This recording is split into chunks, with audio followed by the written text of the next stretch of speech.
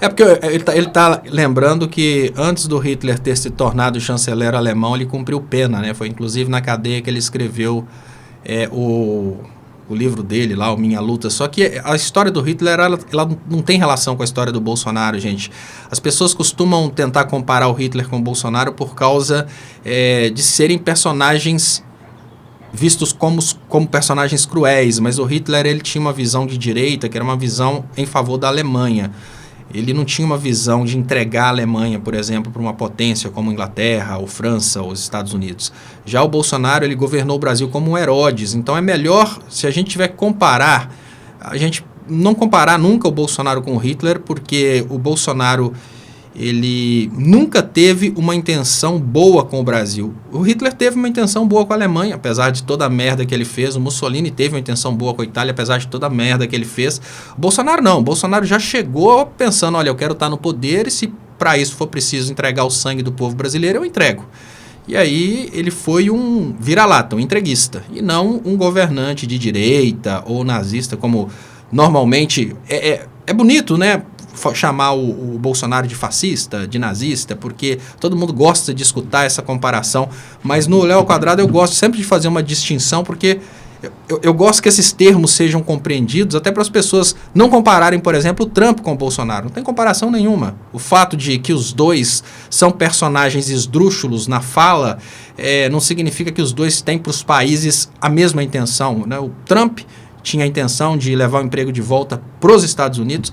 Coincidentemente, o Bolsonaro também tinha a intenção de levar o emprego de volta para os Estados Unidos, só que o Bolsonaro era presidente do Brasil.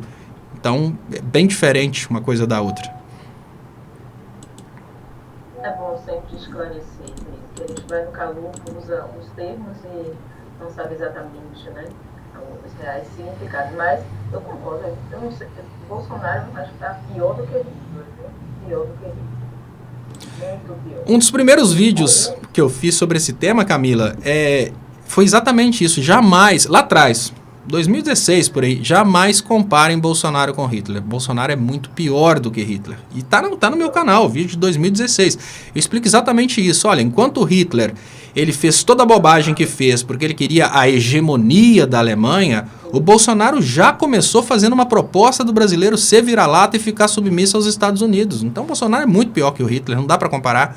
É uma coisa até assim, um desrespeito com as ciências políticas, né? Ninguém tem que respeitar o Hitler, mas pelo menos respeitar as ciências políticas. É um desrespeito com as ciências políticas comparar o Bolsonaro com o Hitler, porque é a mesma coisa que comparar um completo imbecil na física com um Albert Einstein. Tudo bem, né?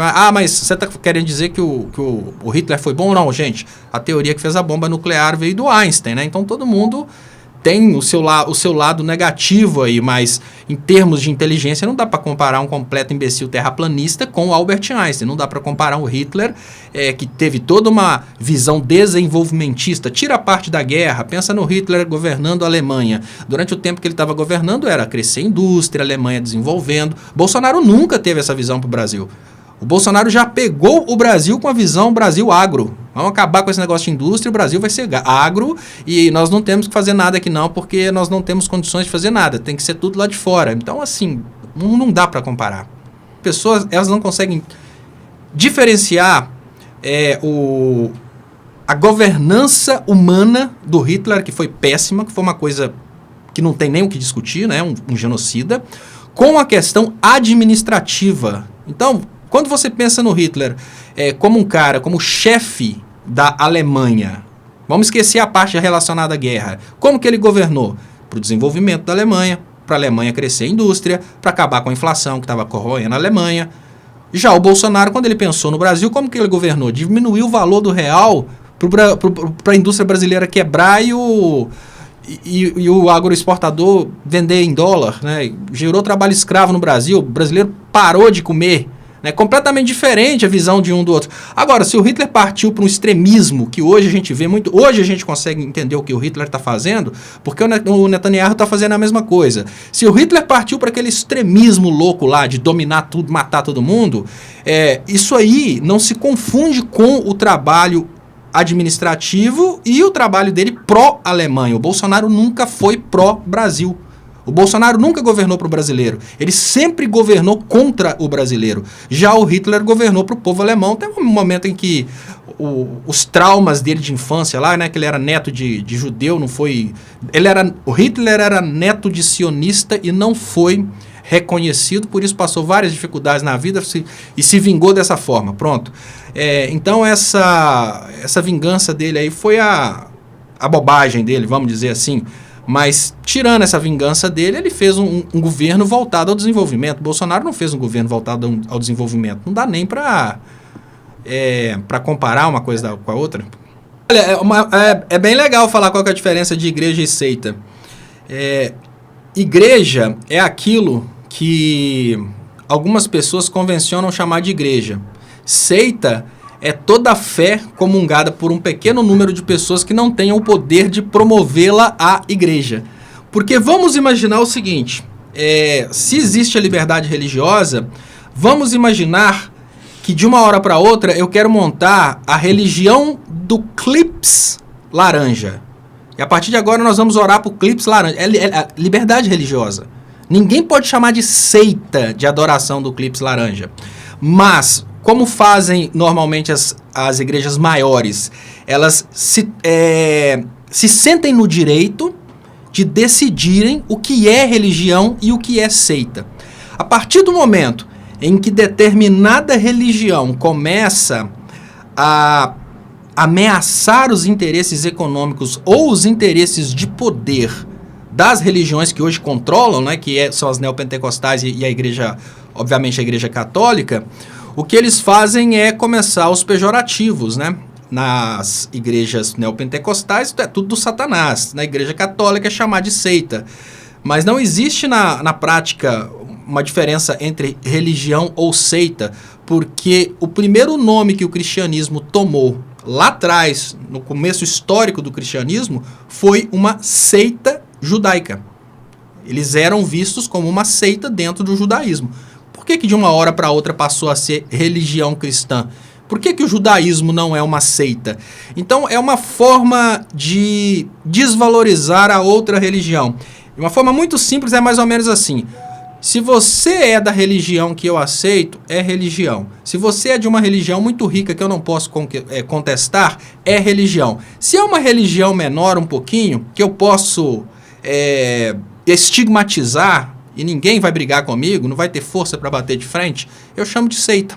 Se é uma religião que não cobra dinheiro, imediatamente vira seita, tá? A testemunha de Jeová não vai na sua casa pedir dinheiro, vai na sua casa te convidar para conhecer a religião deles. Vira seita na hora. É só não ter dinheiro envolvido que vira seita. E tem mais.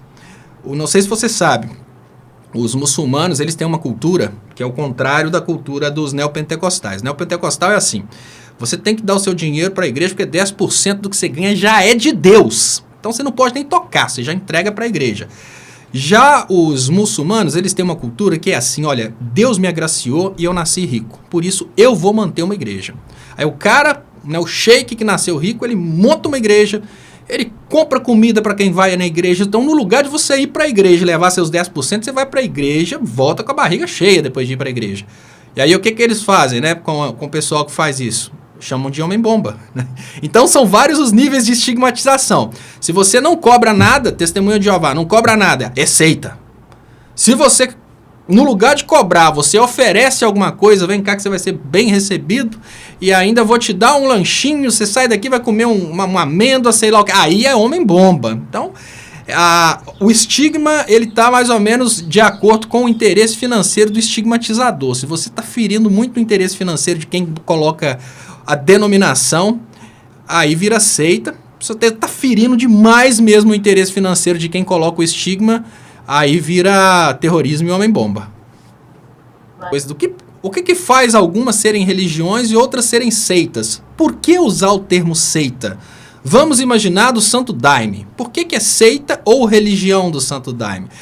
Você quer chamar de seita porque você quer estigmatizar. Não chega a ser religião. É uma forma de dizer que é algo menor, ou que é algo que realmente não leva ao transcendente. Olha, Se for religião, tem uma ligação com o oculto, tem uma ligação com o outro lado da vida. Agora, se for seita, não. Se for seita, é um monte de doido que estão ali, né? O Ku Klux Klan, né? Estão ali se reunindo em nome de não sabe o que é. É mais ou menos assim. Se for religião, nós estamos falando com Deus. Se for seita, é a turma de bolsonarista orando pro pneu. Mas é só uma forma de estigmatizar. Cada pessoa crê, a gente tem no Brasil, né, essa questão da liberdade religiosa, e por mais bizarra que seja a crença do outro, o outro tem essa liberdade de ter essa crença. E quando a gente vai com essa conversa de que, olha, aquilo ali é tão doido, mas tão doido que eu não acredito, e eu chamo de seita, é uma forma pejorativa de fazer menção à religião do outro, porque, olha, vamos pensar aqui usando um atributo lógico. Eu imagino que nenhum de nós aqui tenha recebido a visita de Deus para falar, eu sou o Deus certo e para chegar a mim tem que ser fulano. Nenhum de nós tem essa prova. Então tudo é na fé.